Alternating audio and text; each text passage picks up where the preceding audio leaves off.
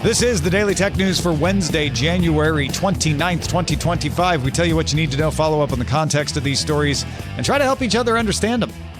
Today, Dr. Nikki tells us about her Google Pixel upgrade experience along with your emails. I'm Tom Merritt. I'm Jenn Cutter. Let's start with what you need to know in the big story. Georgia Institute of Technology and Ruhr University Bochum security researchers have presented two separate papers showing how speculative execution in Apple processors can be manipulated to leak sensitive data. If you've run into speculative execution before, you might have an idea of what it is. It's what was exploited in the Spectre and Meltdown attacks. Those are on x86 processors. These new exploits affect Apple Silicon, but not all Apple Silicon, only the A15 and later, and the M2 and later. So it's a method of speculative execution that was introduced in those versions of the processor and then carried forward in Apple's chip family. There are two papers, so there's two kinds of attacks.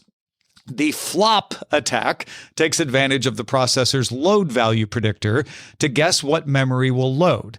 The slap attack takes advantage of the chip's load address predictor, which forecasts what memory address will be accessed next. That might mean something to you. If it doesn't, don't worry. What you need to know is that in both cases, the timing of the caching of the data or some other kind of side channel attack is what's being used to deduce the value of the data. They break around some safeguards by monitoring these different ways of predicting what's going to happen. Predicting what's going to happen speeds up chip processes, but they can watch those predictions and start to deduce things. So we're talking ones and zeros that they're able to predict, but the attack can do this enough times to put together things like what's in your Gmail inbox tab or your Amazon order data. Two things have to happen for this to work, though. One, the data has to be open in a tab on a running browser, and the user of the browser has to visit a malicious website that can execute the attack. So if you're not running a browser at all, this isn't going to affect you. If you don't have a tab open, they can't get that data. This is you've been to a malicious website designed specifically for this, and you have sensitive data open in another tab.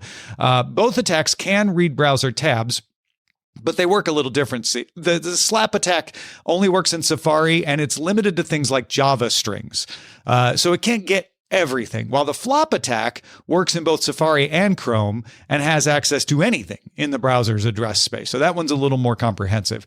The researchers have notified Apple of the slap attack in May. They notified them of the flop attack in September. Neither has been seen in the wild. So sure, it's only a matter of time, but right now there's no websites that anybody has noticed doing this. This is very much an academic thing. Apple is working on a fix, but did tell Bleeping Computer, we do not believe this issue poses an immediate risk to our users. So they are taking their time. They're not worried about this causing massive problems. And the details haven't been presented to the public yet. The flop attack will be presented at the 2025 Usenet Security Symposium. That happens August 13th in Seattle. And the slap research will be presented a little earlier at the 2025 IEEE Symposium on Security and Privacy. That takes place May 12th in San Francisco. So don't light your hair on fire, Jen, but definitely something to be aware of, especially if you're dealing with sensitive info and you're a target, etc. Yeah, well, I know this is not the main takeaway, but I love the names of it. The slap and the flop. Yeah. People will remember them. Yeah. No, they're good. They're good acronyms. And I would recommend reading Dan Gooden's write-up on Ars Technica if you want to find out what those acronyms stand for and you've got more questions about the details of the attack. It's a really good write-up. 9to5Mac has a really good summary of it. If you're like, I don't need to know every single detail, I just want to know how it works. DTNS is made possible by you, the listener, thanks to Tim Ashman, Johnny Hernandez, High Tech Okie, and our newest patron, C. Kilps. There's more we need to know today. Let's get to the briefs. Phone Link for Windows 11 has some improvements coming. Windows insiders on the beta and dev channels can connect Android and iOS phones from the Start menu, as well as send files across devices from there. The Phone Link panel in the Start menu has a place to set up connections and a Send Files button. Devices must have Bluetooth LE to use the Phone Link. Yeah, I mean, this isn't a huge change, but it does make it a lot easier to do this stuff. It's nice.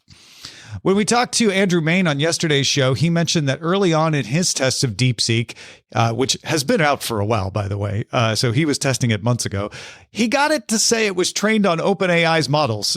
Specifically, if you listen to the interview, he gives a couple of examples of what it said.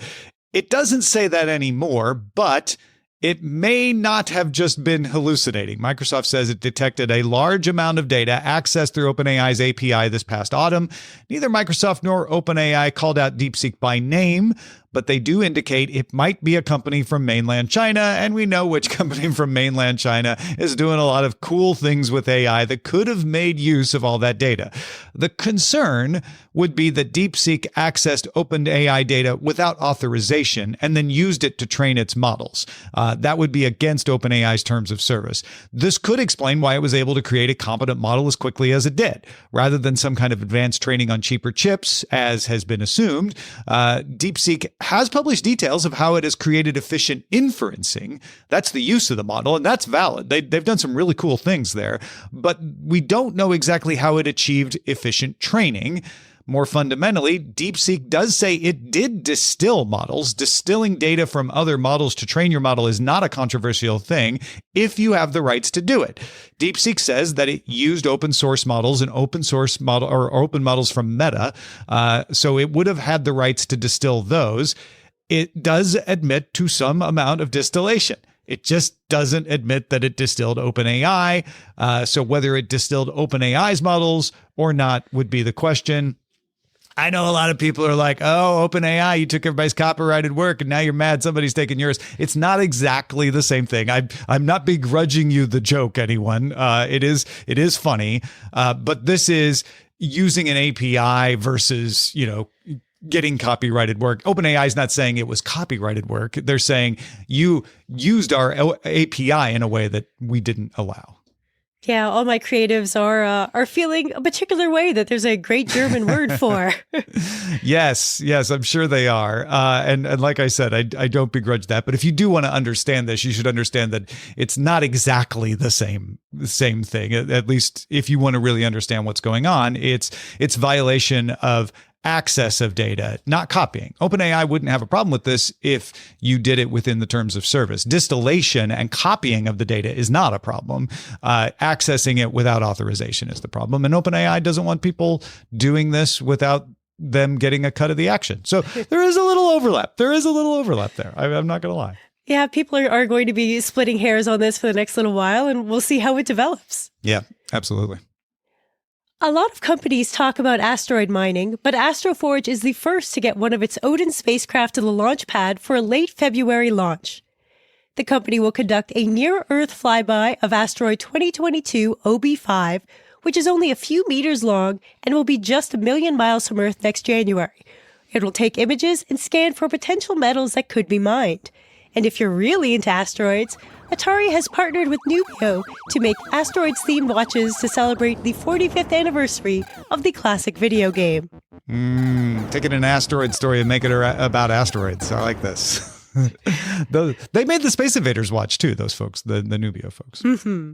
Yeah. We'll talk about the actual visit to the asteroid next January when they actually get there. Or maybe again in February if they launch at the end of February. Comcast is one of the first ISPs in the world to offer support for the Internet Engineering Task Force's L4S open standard for low latency connections. If you live in one of Comcast's service areas that support LS4, you can get ultra low latency connections when using some games on Steam, NVIDIA's GeForce Now service, FaceTime on Apple devices, and select apps on Meta's mixed reality headsets. LS4 works by having packets that take longer than expected to arrive report some data back to help the other packets get there faster. It's, they're like little scouts. They're like, hey, take a different path. Mine was too long. Starlink's space-based text messaging service in partnership with T-Mobile has expanded from Android 15 devices to include iPhones running iOS 18.3. The service is being tested with select users who signed up for the beta. The U.S. Copyright Office plays an outsized role in copyright policy around the world. A lot of countries model their policy decisions on what the U.S. does. And the U.S. film industry sets standards for film around the world as well. So it is notable that the U.S. Copyright Office declared Wednesday that using AI systems to assist in the creative process does not undermine the copyright of the resulting work. So because you used OpenAI or Sora or something like that doesn't mean you can't copyright the work. However, they did reiterate that a human must be present in the work. A human effect must be present in the work. You can't just enter a prompt and then claim authorship. In fact, the 41-page report used an image that the people at the Copyright Office made in Gemini of a cat smoking a pipe as an example of, you can't just make a cat smoking a pipe and call it copyright. You got to rearrange it, do something to it. Got to put a human touch on it. I love that there's a cat smoking a pipe in this report. Very good. And it's a good split, I think, because like if you're using AI to fix some dialogue or like one quick thing in the background, yeah, you should probably keep your copyright on that. Yeah. Or if you use something to brainstorm or to organize your layout, or one of the things Hollywood has been most concerned with is de-aging. Like if we're using AI to do de-aging of a scene, we shouldn't lose the copyright on the film, right? So the office is saying, no. The fact that you're using a tool does not delegitimize your claim for copyright. It's how much human input went into it. Google Play is rolling out its verified badges on VPN apps that meet Google's safety and security guidelines and have completed a mobile application security assessment, MASA, level 2 validation. A VPN app also has to have at least 10,000 installs and 250 reviews to get the badge. Meanwhile, NordVPN launched its Nord Whisper protocol that uses tunneling similar to Tor to evade detection on networks that block VPN connections. U.S. pharmacy chain CVS is launching a new app, and in that new app is a feature to help reduce frustration if you shop for things that are locked behind a plastic cabinet. So this is cool. I hope more stores do this. If you're logged into the app, so they know who you are, right, and you have Wi-Fi and Bluetooth active, you can unlock the cabinet yourself. You don't have to call for someone who works at the store, and then you can get things like batteries. I'm sure some stuff that requires age proof, like liquor, might not be available, but, batteries, razors, cold medicine, stuff like that. The system works in 3 stores right now, but CVS says it wants to expand it to more soon. Logitech has launched Logitech Spot, a millimeter wave sensor you can peel and stick anywhere in an office to detect if there are people there. It lasts 4 years on a D-cell battery. It can also detect particulates, volatile organic compounds, CO2, temperature, pressure, and humidity. The sensor only reports if people are there, but not how many. Its range is 5 meters in front and up to 2 meters to the side. No price and shipping in the second half of the year. Yeah, this is for offices, and it certainly has some things that facilities are going to like the temperature and the CO2 and all of that. But The Verge was saying this is going to be useful for assessing hybrid workspaces to understand just how much of the office is actually getting used. Those are the essentials for today. Let's dive a little deeper in the ongoing stories and follow up. Recently, Google pushed an update to Android that caused the battery life of Pixel 4a models to plummet. Google has removed earlier versions of the software, meaning it's not easy for you to roll back to an older version without the issues. Our own science correspondent, Dr. Nikki, happened to be a 4a user, so Tom talked to her about her experience with the issue and the replacement program. So, Dr. Nikki, when did you first realize that you were a victim of the update that bricked people's phones? So at first I thought that my phone was just getting old, and then I actually got a pop-up on my screen from Google that said, hey, we just made you do I guess I could have rolled my phone back, but I did the update unknowingly. And then about a day later, they said, hey, we made you do this update that has affected your Pixel 4a phone battery. Here are your options. Option 1, we can get you a free battery replacement. Option 2, you get $50 cash. And option 3, you get a $100 voucher for a Pixel phone from the Google store. And in the strictest sense, it wasn't bricked because it still worked, right? It's just that your worked. Battery would die super fast, right? Yeah, I had to charge my phone about 6 to 7 times in a day until I got the replacement. Wow, so yeah. I had like a 30 to 35 minute phone life, and I just was constantly plugged in all the time. So not completely bricked, but also not really usable, ideal. honestly. Yeah. Not the way of mobile. It took the mobile out of your mobile phone. Yeah, not in 2025. Yeah.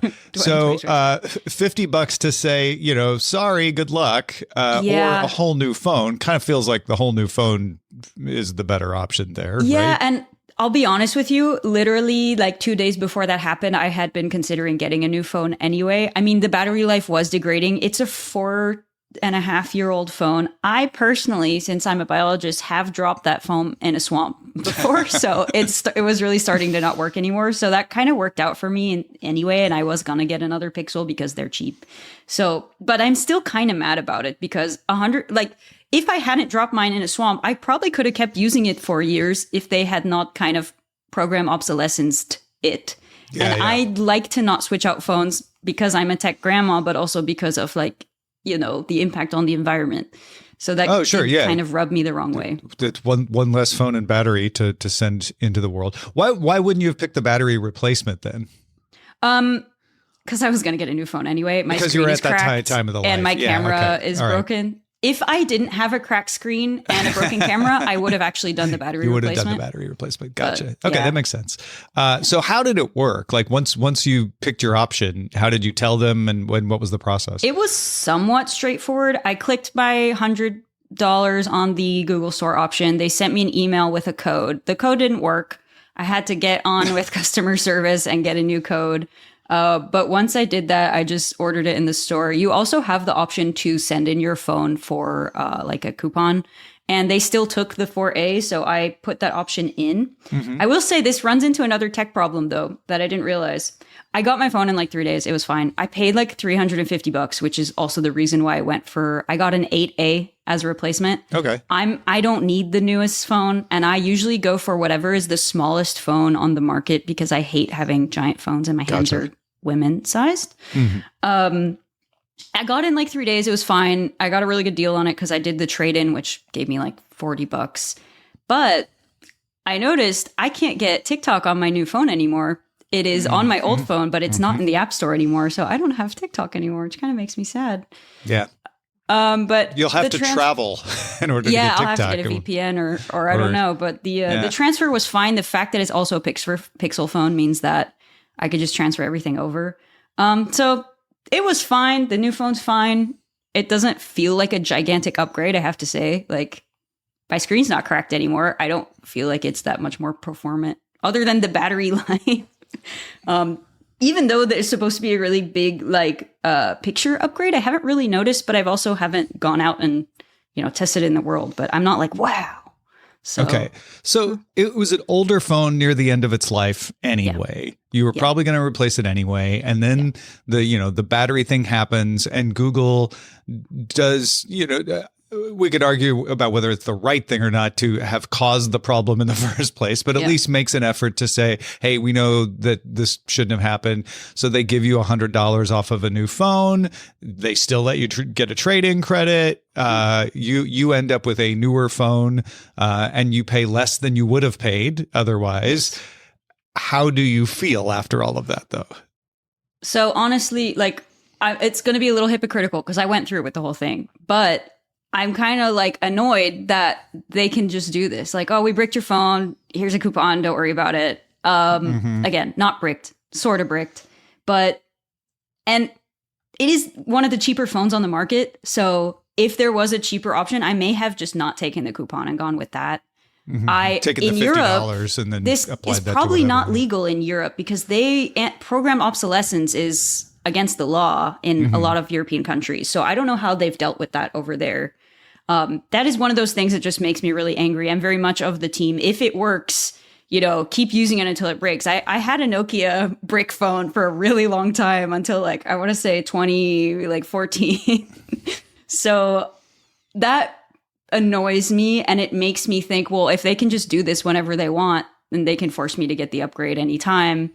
Next time I get a phone, I may go for a company that doesn't do program obsolescence as frequently. Are there any that don't? I don't know. I am of the opinion that companies don't specifically program the obsolescence, that they don't care that it happens. In other words, they make their operating systems for the newest phones they have. And then if that has a side effect like it did this time, they don't spend a whole lot of effort to try to change the new operating system for that. They just issue coupons and stuff instead. And I will say that's so it's why more of a I don't side have an effect iPhone. than a plan, right? Yeah, and that's why I don't have an iPhone, because it happens regularly that they update the new iOS and then nothing's usable anymore from the previous generations. I wish that I could still use my old, what is it, iTouch? What were those called? iPod Touch, iPod Touch, like those went out. I mean, again, I'm always late with technology because I try to not throw things away.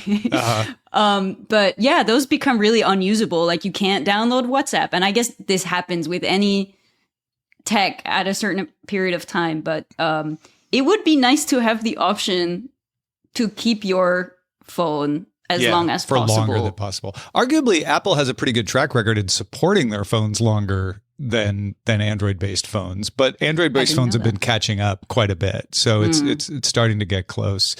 So it sounds like the next time you probably won't go with Google, but you're not sure who you might go with. Yeah, it depends, and I guess it's a Google-specific issue and not an Android issue. Are there companies that are known to do this less that you're aware of? Newer phones are getting commitments now to longer support. And so you're talking about 5 years now of like, we'll make sure that we'll offer support. Whether it's we're going to guarantee that those future upgrades won't cause battery problems. Yeah, because technically the phone works. Thing. Yeah, and technically you could have just replaced the battery, right? Yeah.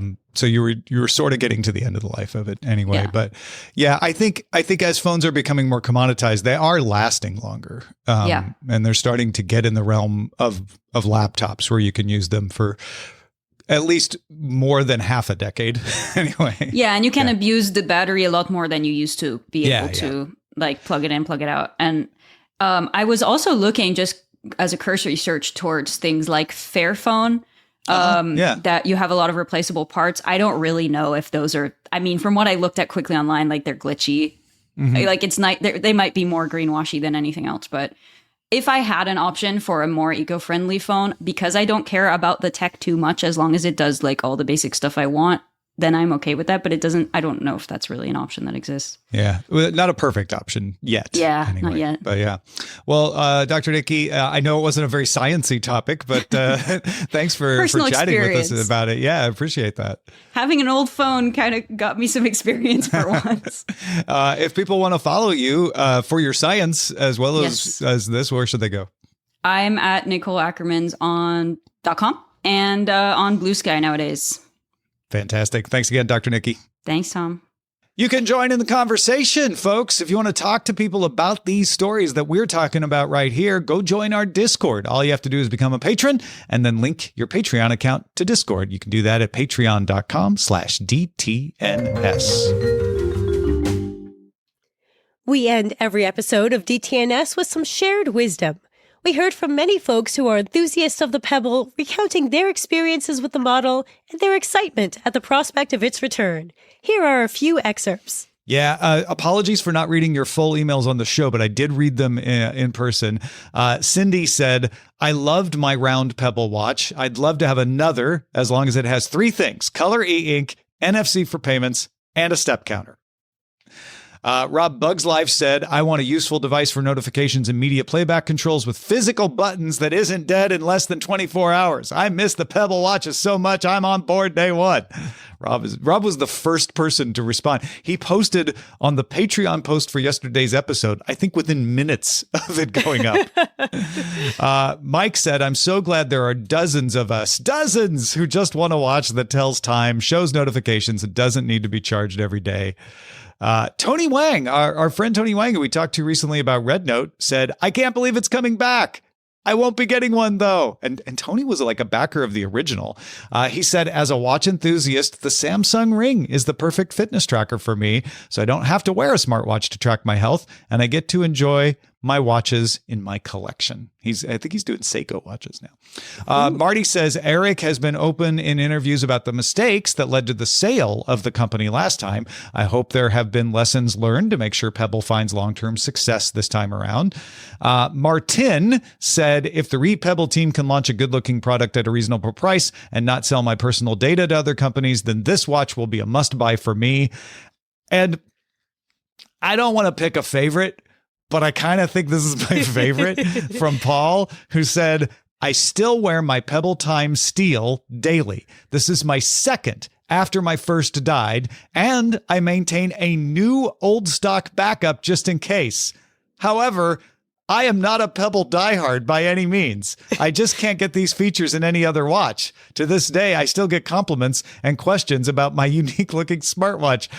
I don't know, Paul. It sounds like maybe you defined what a Pebble diehard is there with what you do, huh? That is a ride or die and prepared for contingencies. Yeah. I think what Paul's saying is if someone that wasn't Pebble made the same watch, he'd be just as excited. And I get that. So that's cool. Well, Jenn, I know it's very cold and snowy where you are. So thank you for persisting in today's show.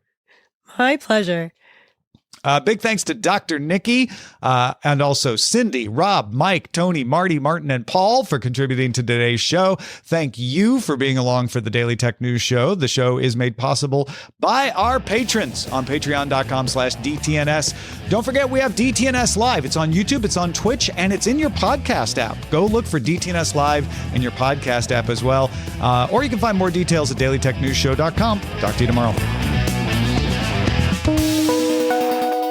The DTNS family of podcasts, helping each other understand. Diamond Club hopes you have enjoyed this program.